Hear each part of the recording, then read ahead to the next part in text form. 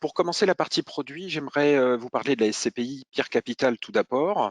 Ce que je vous propose aujourd'hui, c'est un déroulé très simple. On va refaire très brièvement l'année. Que s'est-il passé dans le courant de l'année? On va essayer de voir les perspectives d'ici la fin de l'année en termes de taux de rendement, de valeur de réalisation, et puis voir les perspectives, commencer à dessiner les perspectives de l'année prochaine.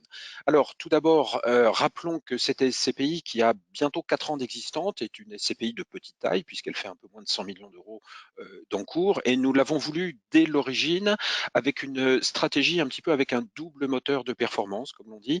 Premier moteur de performance des bureaux corps sur les grandes villes européennes. Donc ça, c'est très important et c'est très important par rapport au discours que vient de tenir, bien évidemment, Béatrice. Et puis une deuxième partie du moteur de performance qui est axée sur ce que l'on appelle les services à la personne, dont l'hôtellerie. Cette stratégie est pertinente depuis la création de la SCPI et bien sûr, nous ne changerons pas de stratégie sur ce sujet.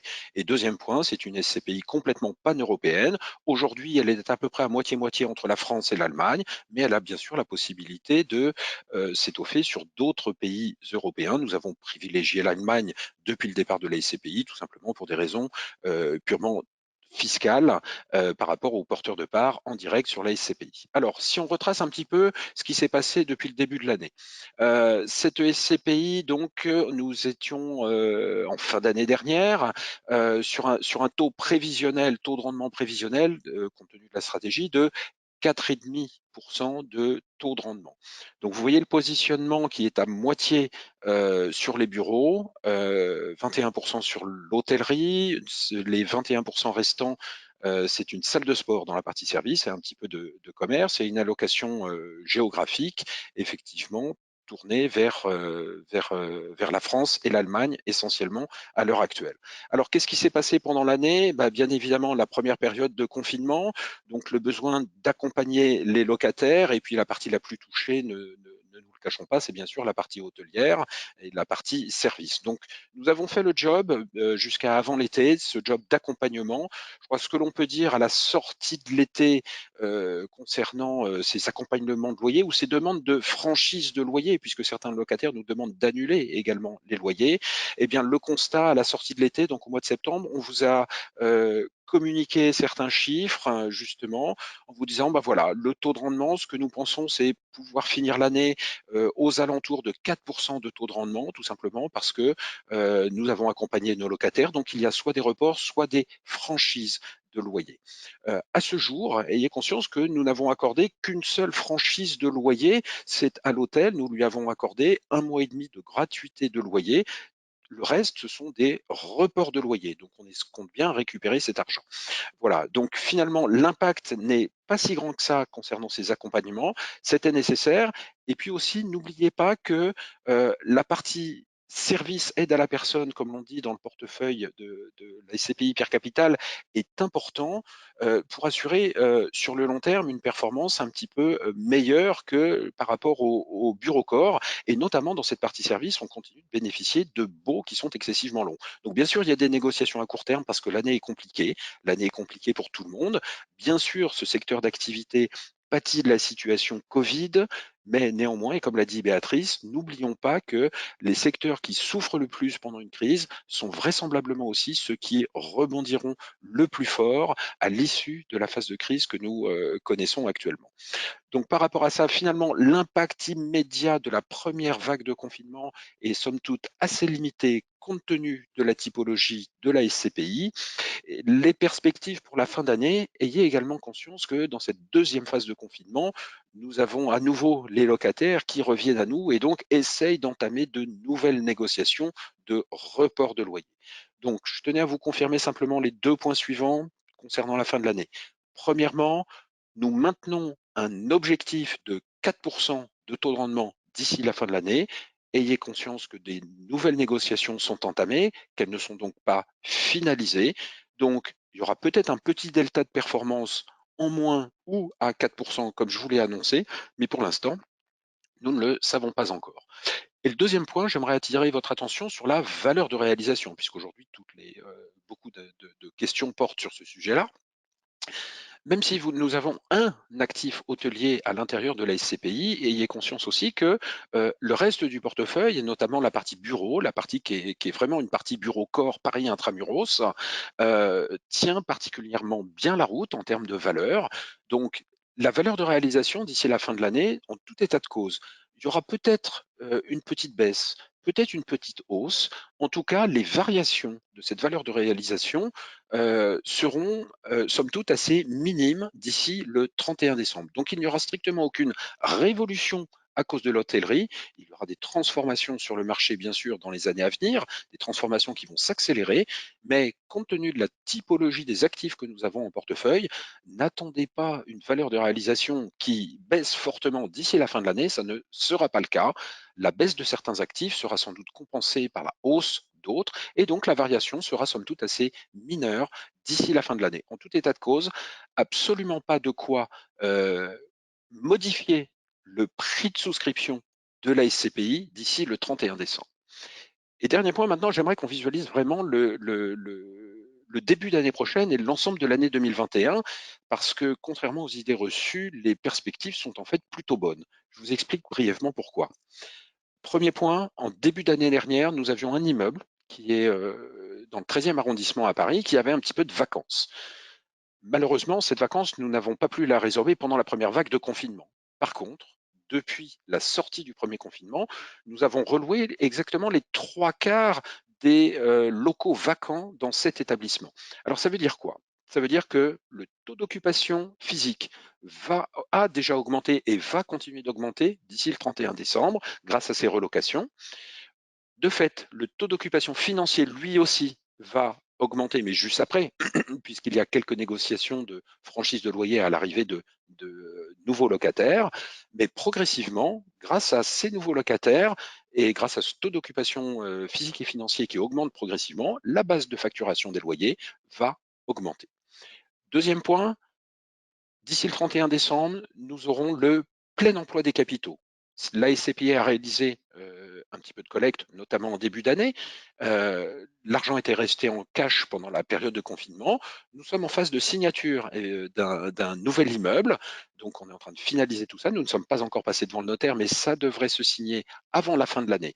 Ça veut dire quoi? D'ici la fin de l'année, il y aura le plein emploi des capitaux collectés pendant l'année. Donc, nous n'aurons strictement aucun retard sur nos investissements. Plein emploi des capitaux, ça sera aussi de la facturation des loyers supplémentaires. De ce fait, nous pensons réellement que la base de facturation, encore une fois, des loyers va sensiblement augmenter. Le taux d'occupation d'ici la fin de l'année sera au-delà de 95%, ce qui pour une SCPI qui détient 50% de bureaux est, je pense, particulièrement confortable.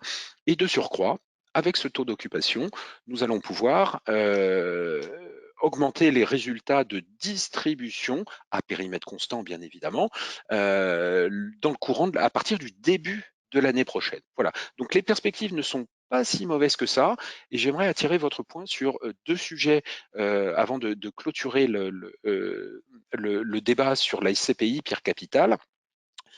Premièrement, le label ISR. Vous savez tous que le label, bien sûr, est paru par décret dans le courant de l'été, il faut le temps de sa mise en application. Et bien sûr, nous sommes en phase de constitution du dossier pour faire labelliser la SCPI Pierre Capital. Nous déposerons nos dossiers très prochainement. Nous espérons obtenir ce label soit en fin d'année, si les évaluateurs, les labellisateurs ont le temps de labelliser, parce que vous doutez bien qu'il va y avoir un goulet d'étranglement sur les demandes de label ISR concernant les SCPI, puisque tout le monde souhaite obtenir au plus vite ce label. Néanmoins, voilà, nous allons déposer notre dossier. Ce dossier sera finalisé très très prochainement. Nous espérons obtenir le label soit en toute fin d'année, soit en début d'année prochaine, pour vous donner le timing. Et en fait, ça a une grande importance au niveau de la gestion des capitaux. Je vous explique pourquoi. Mon intime conviction est tout simplement que par rapport à ce que nous a dit Béatrice, par rapport à la phase de marché que nous allons rencontrer dans les 12 à 18 prochains mois, il va vraiment y avoir des opportunités d'investissement, d'une part, mais nous allons, je pense, accélérer également l'obsolescence de certains bâtiments. Et ce sujet, je pense, est très important parce qu'il va falloir dans la constitution de l'épargne de vos clients et dans les achats que nous allons pouvoir réaliser, s'attacher à acheter des biens qui sont correspondant bien sûr au label ou à la montée en puissance de l'immeuble pour correspondre au label. Il va falloir acheter des taux de rendement qui pourraient être relutifs pour la SCPI. Et de ce point de vue-là, je pense sincèrement que vous avez tout intérêt pour vos clients à faire grossir des SCPI plutôt de petite taille qui permettront de procurer du rendement traditionnel, bien évidemment, mais grâce au label ISR et grâce au fait que l'on va acheter des immeubles correspondant à la demande des clients d'aujourd'hui, des locataires d'aujourd'hui, je reste intimement convaincu que vous pourrez créer également de la valeur en plus, c'est-à-dire que une petite ESCPI, en la faisant grossir, je pense qu'on aura plus de faculté à créer du TRI à échéance 8, 10, 15 ans devant nous par rapport à des très grosses ESCPI qui vont faire le job, donner leur rendement, plus ou moins la conjoncture. Donc si vous voulez créer du TRI pour vos clients, je pense que vous avez tout intérêt à faire grossir des SCPI de petite taille dans les années à venir pour le compte de vos clients. Voilà, j'en ai terminé pour les SCPI. Les autres caractéristiques n'ont pas changé. Simplement un point de détail, bien évidemment. Nous sommes complètement digital pour la souscription. Depuis l'extranet partenaire, bien sûr, nous sommes référencés au niveau des agrégateurs. Signature électronique pour vous de la convention de partenariat, les versements programmés par prélèvement, par virement, tout est mis en place, vote en ligne pour les assemblées générales, souscription en ligne. Donc le parcours est complètement digital pour vous, distributeurs, concernant la souscription de la distribution de la SCPI Pierre Capital. Voilà, je réponds à vos questions juste après. J'enchaîne tout de suite avec l'OPCI d'Inapierre. L'OPCI d'Inapierre, c'est un fonds que vous aimez beaucoup depuis de nombreuses années. La collecte a bien sûr sensiblement baissé ces dernières semaines, ces derniers mois, mais je crois qu'aujourd'hui qu'il faut reparler de l'immobilier justement dans l'allocation d'actifs globale des clients et ne pas oublier les caractéristiques générales de l'immobilier d'une part et les ratios performance-volatilité de ce type de fonds. Alors, je vais commencer pour l'OPCI d'Inapierre. Ce que je vais faire, je vais vous faire un déroulé des différentes classes d'actifs, puisque c'est un produit qui travaille par poche d'investissement. Alors, je vais commencer tout d'abord par une poche pour vous annoncer la chose de façon tout à fait officielle. C'est la poche de foncière cotée. Vous savez de toute façon historiquement que nous avons une grosse poche de cash dans la poche financière de l'OPCI. Nous avons très peu de valeur financière de manière générale, c'est notre politique et nous ne changerons pas de fusil d'épaule sur ce sujet-là. Mais il y a un petit changement concernant la poche de foncière cotée. C'est tout simplement que nous avons mis en place officiellement un partenariat. Un partenariat important, et notamment avec la société AXA IM, qui est un grand spécialiste des foncières cotées de très longue date en France. Ce partenariat, nous avons souhaité, sachez-le, nous avons souhaité le mettre en place largement avant la période de Covid et largement avant la période de confinement. Il a fallu le temps de rédiger les due diligence et l'accord entre les parties.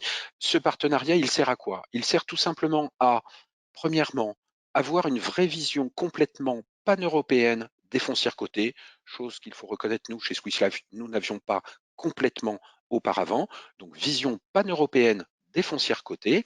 Et puis surtout, aller chercher des secteurs que peut-être nous ne maîtrisons moins ou que nous ne connaissons pas sur ces foncières cotées.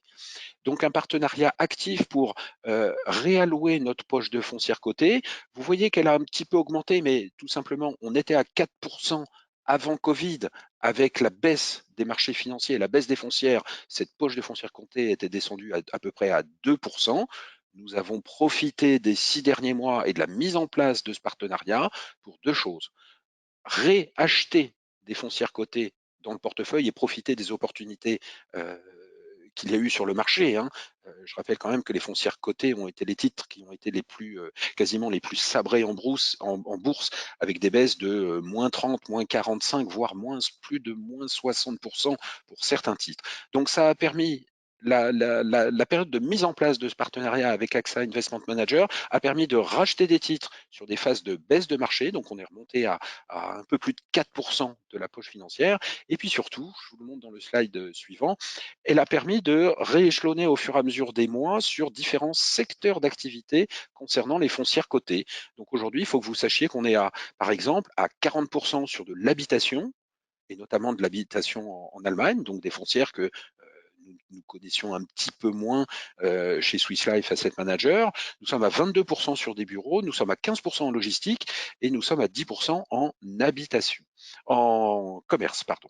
Voilà, donc très peu de commerce, insertion de la logistique, insertion de l'habitation. Je pense que tout ceci sera favorable, bien sûr, compte tenu du timing d'investissement et des perspectives sur ces secteurs-là. La poche purement financière, j'en parle pas, elle reste toujours marginale et toujours sur des fonds essentiellement maison. Alors maintenant sur l'OPCI, j'aimerais bien que l'on retrace la gestion effectivement. N'oublions pas que la majeure partie de nos investissements immobiliers sont sur des bureaux corps, des bureaux pan-européens. Et nous utilisons les autres secteurs d'activité, commerce, hôtellerie et maintenant logistique ou habitation, comme poche de diversification à l'intérieur du portefeuille.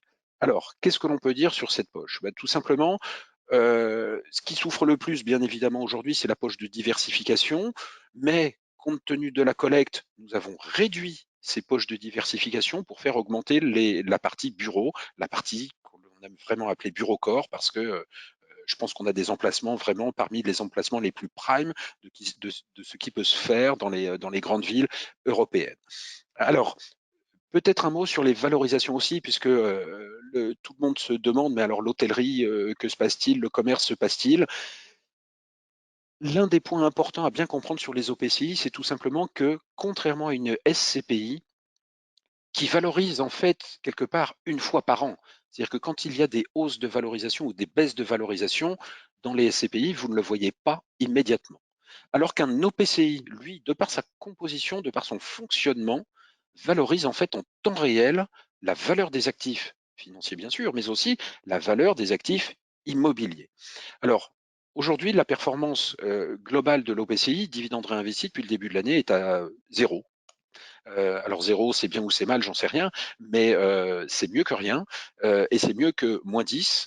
Et surtout, sachez que c'est mieux que l'ensemble de nos confrères, puisque l'OPCI d'Inapierre a toujours la meilleure performance à 3 ans et à 5 ans parmi tous les autres OPCI de la place sur ces périodes-là.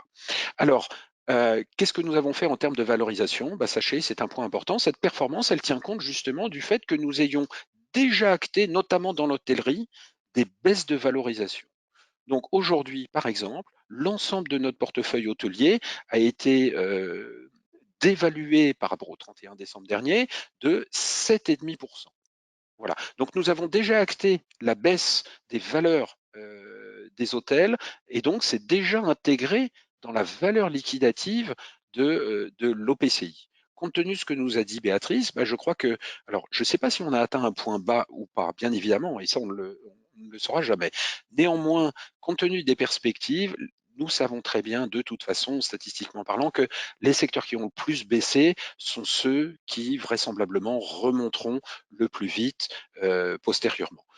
Il n'y a strictement aucune raison sur les actifs de bureau d'opérer de la dévalorisation. Donc aujourd'hui, on peut estimer que l'OPCI est à son juste prix par rapport à l'état du marché. Qu'est-ce que nous allons faire dans l'avenir concernant justement ces stratégies? Premier point, vous voyez l'apparition du secteur de la logistique. C'est la première fois qu'on a acheté il y a quelques semaines maintenant, voire même quelques mois, mais il fallait le temps de passer chez le notaire, mais nous avons inséré de la logistique. La collecte de capitaux a fait mécaniquement diminuer la pondération d'hôtellerie et de commerce dans le portefeuille. Et Julien Guillemet, le gérant, qu'est-ce qu'il va rechercher l'année prochaine? Je pense que nous allons faire beaucoup moins de VFA. Vous savez qu'on a beaucoup travaillé ces 2-3 dernières années sur des constructions, sur des rénovations lourdes pour aller chercher de la performance en capital, c'est-à-dire de la performance en valorisation à la sortie de terre du bâtiment lorsque l'on place un locataire à l'intérieur. Donc ça génère de la performance en capital et non pas en rendement. Ça procure du rendement après. Ce que nous allons chercher à partir de maintenant, c'est, plutôt justement du rendement en loyer. Donc on va aller chercher avec vos capitaux des actifs sécurisés dans les zones core, pondération de bureaux, continuité peut-être sur la logistique si on le peut, sur différents petits sous-secteurs, d'activité. Mais voilà, nous allons continuer d'aller chercher ce que l'on appelle du rendement locatif dit sécurisé, c'est-à-dire on va chercher du rendement dans les zones core et encore une fois les très grandes villes d'Europe. Alors justement, à titre d'exemple, on en a un petit peu parlé, mais nous avons acheté récemment à Barcelone un immeuble de bureau dans le nouveau quartier d'affaires qui s'appelle Arrobas 22 à Barcelone. Point d'intérêt, le bâtiment, d'une part, qui est très récent, rénové très récemment, un bail long avec une entreprise française, puisque c'est le siège social de l'entreprise Criteo. Je ne sais pas si vous connaissez Criteo, c'est une entreprise qui fait du marketing digital, entreprise française qui a été cotée à New York. Je ne voudrais pas dire de bêtises, mais il y a moins de 10 ans maintenant. Elle connaît une très forte progression dans le monde entier et vous aurez le siège social européen de cette entreprise dans ce bâtiment avec un bail de 9 ans. Donc quand je vous dis du loyer sécurisé, ça veut dire deux choses essentielles, un emplacement et un locataire de qualité. Voilà, nous venons aussi de réaliser une nouvelle opération. Julien a acheté un bâtiment dans le 6e arrondissement à Paris. Et là, le locataire, c'est une très grande école française. Voilà, donc ce sont des exemples, je pense, représentatifs de tout le travail que l'on peut faire. On avait acheté une défense, c'est une VFA. On a acheté un immeuble en restructuration aussi rue Godot de Mauroy, donc juste à proximité de la Madeleine. Donc là aussi, ce sont des immeubles qui vont sortir de terre ou de rénovation d'ici 1 an et demi maintenant, ou un peu plus d'1 an. Et ces immeubles, justement, je crois que c'est tout le fruit de notre travail, c'est ces immeubles vont apporter de la valorisation, mais aujourd'hui, on va chercher vraiment du rendement locatif pur et simple. Voilà. Je rappelle sur l'OPCI d'Inapierre que nous sommes référencés sur quasiment toutes les plateformes. Quels sont les autres points que je souhaitais aborder avec vous? Oui, simplement revenir effectivement sur ce ratio performance-volatilité, puisque grâce à notre gestion, n'hésitons pas à dire que nous avons l'OPCI le moins volatile du marché, une volatilité court terme, long terme qui est inférieure à 3, des performances excessivement régulières et je crois que c'est ce que vous avez apprécié. Donc aujourd'hui, hein, je vous l'ai dit, la performance est à 0 dividende réinvesti. Nous avons déjà acté de la baisse de valorisation sur certains actifs. Euh, des reports de loyer ou des annulations de loyer également, même si nous avons un portefeuille de plus de 12% en hôtellerie, sachez également que finalement, sur l'année, ces reports ou annulations de loyer ne représentent même pas 4% de la facturation des loyers globales. Donc encore une fois, pas de panique par rapport à ces sujets, l'impact n'est pas si grand que ça et on se devait d'accompagner effectivement nos locataires dans cette période difficile. Voilà, j'en ai terminé pour les 2 produits. J'ai essayé de tenir le timing, je suis pile poil dans les clous. Je vous affiche l'ensemble de l'équipe commerciale que bien sûr vous connaissez et qui est à votre disposition. Marie-Valérie Prince, qui est la directrice commerciale de Swiss Life Asset Managers et son équipe que vous connaissez. Vous les connaissez tous. Donc merci beaucoup pour votre présence. C'était un plaisir. Les équipes commerciales de Marie-Valérie Prince restent complètement à votre disposition. Alexis, Romain, Xavier sont entièrement disponibles et moi de même, bien évidemment. Merci à vous, très bonne fin de journée à tous et j'espère à très bientôt. Merci Béatrice. Merci à vous. Au revoir.